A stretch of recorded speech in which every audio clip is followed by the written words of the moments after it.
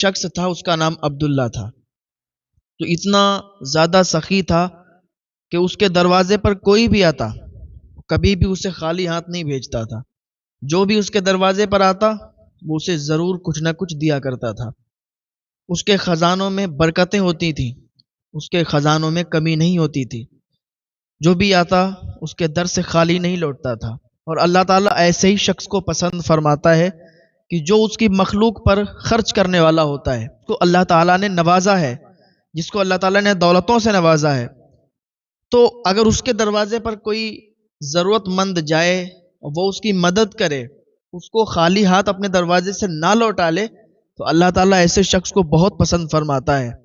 تو یہ بھی ایسا تھا، اس کے دروازے پر کوئی آتا تو خالی ہاتھ نہیں لوٹتا تھا. وہ اپنا سوال کرتا، ادھر وہ سوال کرتا، وہ سوال کرنے سے پہلے اس کو دے دیا کرتا تھا.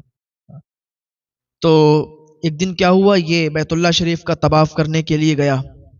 اب یہ تو مالدار تو تھا اور اوپر سے یہ خرچ کرنے والا بھی تھا، ضرورت مندوں پر خرچ کرتا تھا. بیت اللہ شریف کا طواف کر کے یہ جب واپس آ رہا تھا تو اس کے پاس 3000 دینار تھے، اور اس کے پاس اس کے علاوہ کوئی دینار نہیں تھے، صرف وہی دینار تھے. راستے میں وہ دینار اس کے گر گئے اور یہ کافی آگے نکل گیا، کافی آگے چلا آیا.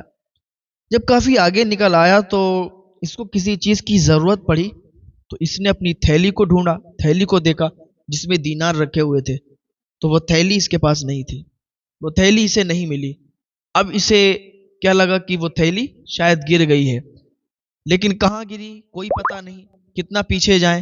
تو اس نے سوچا کہ اللہ تعالیٰ نے ہمیں بہت سے خزانے دیے ہیں، بہت سی دولتوں سے نوازا ہے، چلو ٹھیک ہے، اگر گر گئی تھیلی تو پھر اس کے پیچھے کیا بھاگنا، کسی نے اٹھا لی ہوگی یا کہاں گری کیا پتا، کتنا دور چلے آئے ہم. اس نے سوچا چلو 3000 ہی تو 3000 کی بات ہے، چھوڑو. 3000 دینار جو تھے وہ اس نے چھوڑ دیے، دوبارہ اس کے پیچھے نہیں گیا. حالانکہ بہت دقت پریشانی کا سامنا اس کو ہوا، لیکن اپنے گھر پہنچ گیا. لیکن آپ کو پتا ہے کہ اللہ تعالیٰ آزماتا بھی ہے. اللہ تعالیٰ جب اپنے بندوں کو عطا کرتا ہے تو پھر آزمائش بھی ڈالتا ہے، لیکن جو بندہ آزمائش پر کھرا اترتا ہے تو اللہ تعالیٰ پھر اسے اور نوازتا ہے. جو بندہ آزمائش پر کھرا نہیں اترتا ہے تو پھر وہ دنیا بھی اس کی خراب ہو جاتی ہے اور آخرت بھی خراب ہو جاتی ہے. اللہ تعالیٰ نے بہت زیادہ عطا کیا ہے، اب آزمائش ڈال دی تو بندہ پریشان ہو جاتا ہے اور الٹی سیدھی باتیں کرنے لگتا ہے کہ اللہ تعالیٰ نے ہم پر ہی آزمائش ڈالنی تھی، اللہ تعالیٰ نے ایسا کر دیا، ہم ہی ملے تھے، ایسا ویسا. مطلب اپنی زبان سے الٹے سیدھے جملے نکالتا ہے، جو کہ یہ بالکل قابل قبول نہیں ہے. اور انہی جملوں کی وجہ سے اس کی دنیا بھی تباہ ہو جاتی ہے، اس کی آخرت بھی تباہ ہو جاتی ہے. کبھی آزمائش پڑ جائے، کبھی ایسا کچھ واقعہ پیش آئے تو کبھی بھی آزمائش میں پیچھے مت ہٹنا، ہر وقت ہر ٹائم آزمائش میں کھڑا اترنا. کبھی بھی اپنی زبان سے الٹے سیدھے جملے مت نکالنا، کیونکہ یہ اللہ تعالیٰ کو پسند نہیں آئے گا. اگر آپ پر آزمائش پڑی اور آپ الٹے سیدھے جملے نکال رہے ہیں تو آپ اپنی دنیا اور آخرت دونوں تباہ کر رہے ہیں. آپ دیکھیں نا، حضرت ایوب علیہ السلام پر کتنی آزمائش پڑی، حضرت ابراہیم علیہ السلام پر کتنی آزمائش آئی. حضرت ابراہیم علیہ السلام حضرت اسماعیل علیہ السلام کی قربانی کے لیے حضرت اسماعیل علیہ السلام کو لے گئے. ہے کوئی باپ جو اپنے بیٹے کو قربان کر دے؟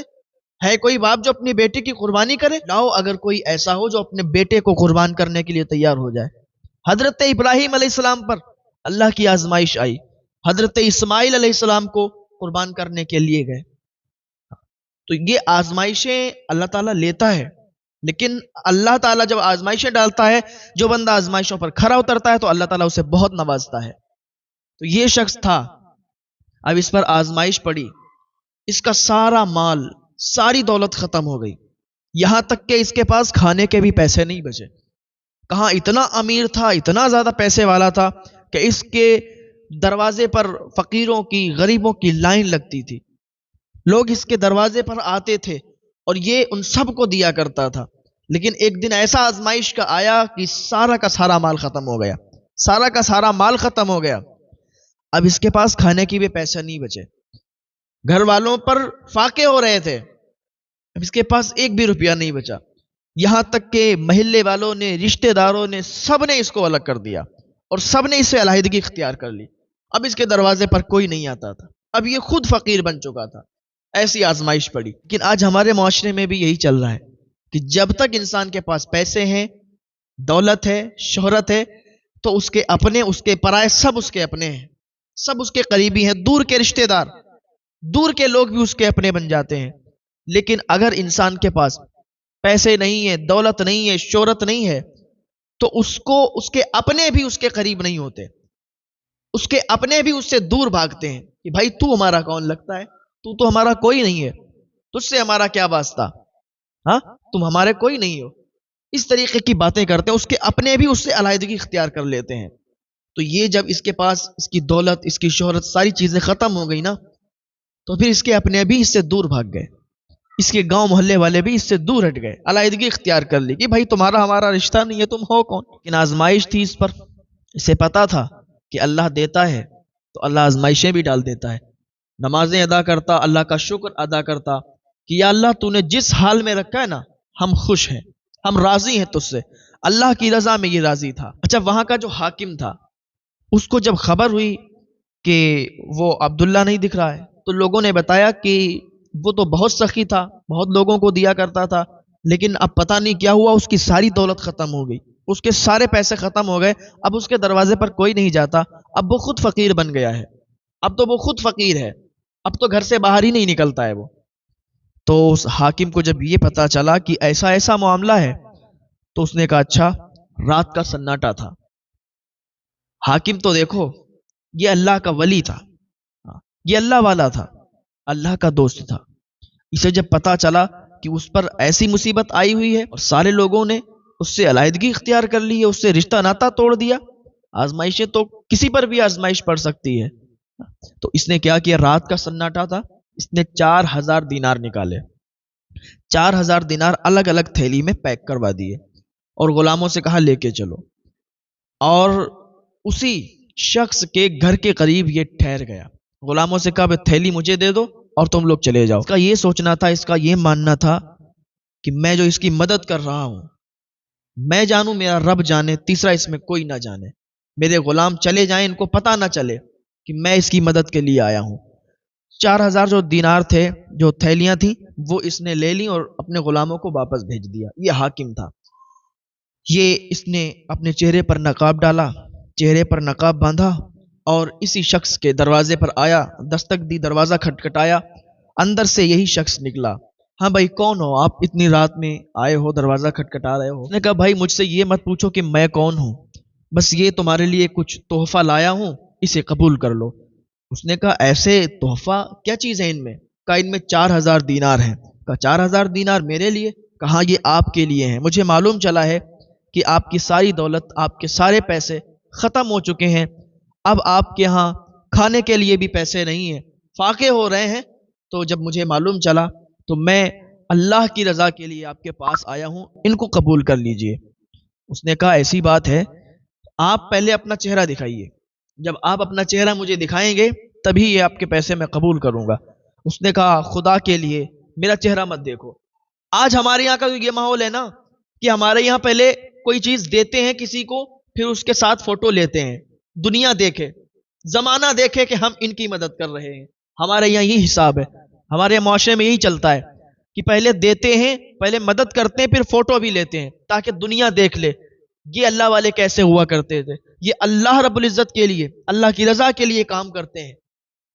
اس کو پیسے دے رہے ہیں، اس کو دینار دے رہے ہیں اور اس کو بھی اپنا چہرہ نہیں دکھا رہے ہیں تاکہ اس کو لگے نا کہ اس بندے نے میری مدد کی. اپنا چہرہ نقاب سے ڈھکے ہوئے ہیں اور کہہ رہے ہیں بھائی یہ اللہ کے لیے قبول کر لو اور میرا چہرہ مت دیکھو. میرا چہرہ دیکھ کر کیا کرو گے؟ یہ بھی لوگ ہیں، ذرا ان سے درس عبرت حاصل کریں کہ ایسے لوگ بھی ہیں کہ جو آج بھی موجود ہیں. ایسے لوگ آج بھی موجود ہیں کہ جو کسی کی مدد کرتے ہیں نا تو صرف مدد کرتے ہیں، دکھاوا نہیں کرتے. دنیا والوں کو جتاتے نہیں ہیں کہ ہم ان کی مدد کر رہے ہیں، اللہ رسول کی رضا کے لیے کرتے ہیں. اور مدد کسی کی کرا کریں تو ایسے ہی کہ اللہ رسول کی رضا کے لیے، نہ کہ دنیا کے دکھاوے کے لیے، ورنہ یہ صرف دکھاوا ہی رہ جائے گا، ثواب نہیں ملے گا. تو اس نے کہا بھائی میرا چہرہ مت دیکھو، میں صرف اللہ رب العزت کی رضا کے لیے آیا ہوں آپ کے پاس. چہرہ دکھا کے میں یہ نیکی ختم نہیں کرنا چاہتا. کہا میرے بھائی اگر آپ چہرہ دکھا دو گے تو اچھی بات ہے، تبھی میں آپ کے پیسے لوں گا ورنہ پیسے نہیں لوں گا. نام تو بتاؤ کہ تم ہو کون. کہا بس اتنا سمجھ لو کہ اللہ کی طرف سے بھیجا ہوا یہ مال تمہارے لیے ہے، مجھ سے زیادہ مت پوچھو، میری نیکیاں مت ختم کراؤ. اس نے کہا ٹھیک ہے. 4000 دینار اس نے قبول کر لیے اور یہ جو حاکم تھا یہ واپس چلا گیا. جب رات میں گھر پہ پہنچا، ادھر دینار دیے گھر پہ پہنچا، بیوی جاگ گئی. بیوی نے دیکھا کہ رات کے سناٹے میں اور یہ کہاں سے آ رہے ہیں، تو اٹھ کے اور ان سے سوال کیا کہ اتنی رات کے سناٹے میں آپ کہاں گئے ہوئے تھے؟ کہا میں تھوڑا کام سے گیا ہوا تھا. کہا رات میں اور آپ کا کیا کام؟ کہا مت پوچھو، کام سے گیا ہوا تھا. کہا نہیں نہیں. بیوی رونے لگی. کہا ضرور آپ کسی دوسری عورت سے ملنے گئے تھے. آپ دوسری عورت سے؟ آپ میرے پیچھے کسی اور عورت سے ملنے جاتے ہیں؟ اس نے کہا اللہ کے لیے ایسا الزام مت لگاؤ، مجھے کام تھا، میں کام کر کے آیا ہوں، میں کسی کام کے لیے گیا تھا. اللہ کی قسم کھا کے کہتا ہوں میں کسی عورت سے ملنے نہیں گیا تھا، میں اپنا ایک کام کرنے گیا تھا. وہ رونے لگی کہ نہیں نہیں آپ مجھے سچ بتاؤ، آپ ضرور کسی سے ملنے گئے تھے. اس نے کہا رو مت میری شریک حیات، میں تو آپ سے ہرگز نہیں یہ بات بتاتا، لیکن آپ مجھ پر غلط الزام لگا رہی ہیں. تو سنو، میں اس شخص کے پاس گیا تھا جو کہ بہت مالدار تھا، اللہ کی رضا میں خرچ کرنے والا تھا، لیکن آج اس پر آزمائش پڑی ہے. اس کے پاس 1 روپیہ نہیں ہے. اس کے اپنے، اس کے پرائے، گاؤں والے سب نے اسے دور کر دیا ہے، سب نے علیحدگی اختیار کر لی ہے، اور آج اس کا کوئی نہیں ہے. پھاکے ہو رہے ہیں، اس کے بیوی بچے بھوکے مر رہے ہیں. تو مجھ سے رہا نہیں گیا، کیونکہ میں بھی اللہ کا بندہ ہوں اور مجھے دوسرے کی فکر ہے، مجھے دوسرے کا درد ہے، اور وہ ایک نیک آدمی ہے، نیک انسان ہے. تو میں نے سوچا کیوں نہ اس کی مدد کر دوں اور کچھ نیکیاں کما لوں. تو میں 4000 دینار دے کے بھی اس کے پاس سے آیا ہوں، اور میں نے اس کو بھی اپنا چہرہ نہیں دکھایا. لیکن آپ کو اس لیے بتاتا ہوں کہ آپ میری شریک حیات ہیں، دوسری چیز آپ مجھ پر الزام لگا رہی ہیں. بی بی مطمئن ہو گئی تو کہنے لگی مجھے معاف کریں.